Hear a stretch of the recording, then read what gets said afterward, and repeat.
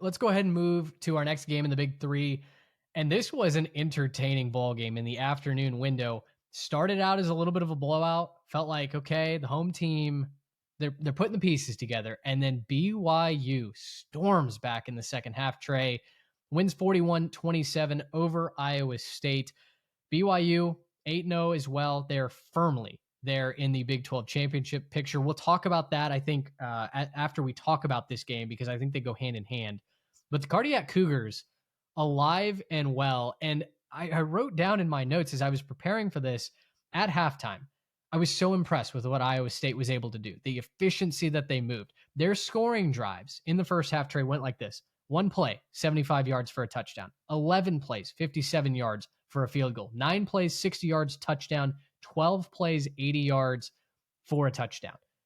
It was as dominating a performance as you could ask from Rocco Becht and the Clones in the first half. And I started to feel like, okay, this is the moment that I kind of predicted. BYU's out of gas.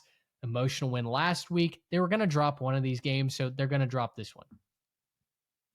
Wipe the slate clean. And the Cougars came out firing in the second half. Massive comeback. They were forcing turnovers left and right. Parker Kingston was just running wild on the Clones. I mean, tip to you. You called this. BYU was not going to slow down. And boy, they are right there now at the top of the conference and a favorite even to make it to Arlington. Oh, the favorite to make it to Arlington because they're still undefeated. They're one of 2 undefeated teams. Shout out Cincinnati, who has a big game that I might get to be in attendance for next week. I'm really excited about that. Game day. Yeah, game day's going there. Hopefully I can get a flight in that lands quick enough to make it over there for that too. That'd be cool. But yeah, I mean, I think if you just look at the box score of this one and didn't look at the top line final score, you'd probably think Iowa State won this game until you get to the turnover line, right? Because they held BYU to 103 yards rushing. That was a big key. We thought, that's BYU's bread and butter. Iowa State's been better at defending the run this year, especially than they were last year. They've had some injuries on the outside, but could BYU actually exploit that in the back seven? And they did. They found another way to win, and BYU's game plan was to attack the outside, to attack the back end of that battered Iowa State defense.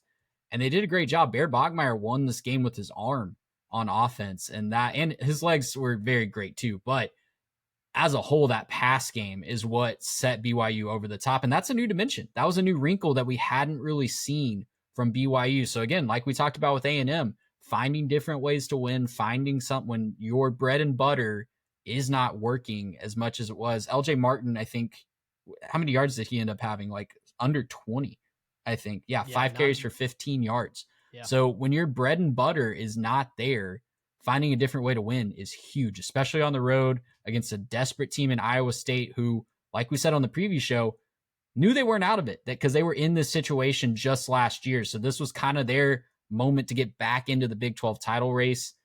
BYU, it's the culture. It's whatever you want to call it. Like, they win these big games on the road and they find new ways to win each time. So passing game, forcing the turnovers, big win for BYU. And yeah, they're in the driver's seat to make it to Arlington and play for a spot in the college football playoff. And heck, if they're winning, if they've won 11 games before that Big 12 title game, they might be an innocent large team at this point. Yeah. Well, and that's what Shahan Jayaraja was talking about during our midweek episode. He's got now 2 Big 12 teams officially making it. He's still picking Texas Tech to win the Big 12 championship, but he's got BYU getting in as an at-large team because they make it to Arlington and get a chance to play for a national championship. This bye week comes at a perfect time, man. They get the bye week to rest up, to kind of reset like a couple of big teams do around the country. And then it goes at Texas Tech, which will be maybe the Big 12 game of the year. They host TCU. They go to Cincinnati, which might be the runner-up for Big 12 game of the year. And then they host UCF. So it's certainly the hay's not in the barn for BYU, but I think if this were our team, right, if this is anybody else's team that's 8-0, and you're looking at this objectively, yes, the schedule is difficult, but the way that you have found opportunities to take advantage of weaknesses from other teams, the way that you have converted down the stretch, you've come back now in a big spot on the road. You've found multiple ways to win, this time through the air as opposed to the ground. BYU's feeling like a very, very complete team.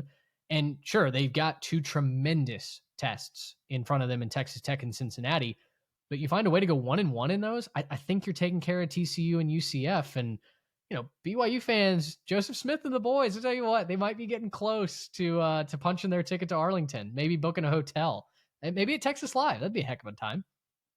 Yeah, I mean, we saw firsthand how well they traveled to Dallas last year, so we know there's a lot of people, a lot of BYU fans that can make it down to the Metroplex. So I think that would be a great scene. We might need to find a way to make it over there, especially if BYU's there. And I think for BYU, man, that's got to be such a cathartic experience too, to see sustained success, to see a freshman step up at quarterback, lead this team, the physicality, the toughness, the defense, still hallmarks of that program continue to click. It's got to be a lot of fun if you're a Cougars fan, for sure.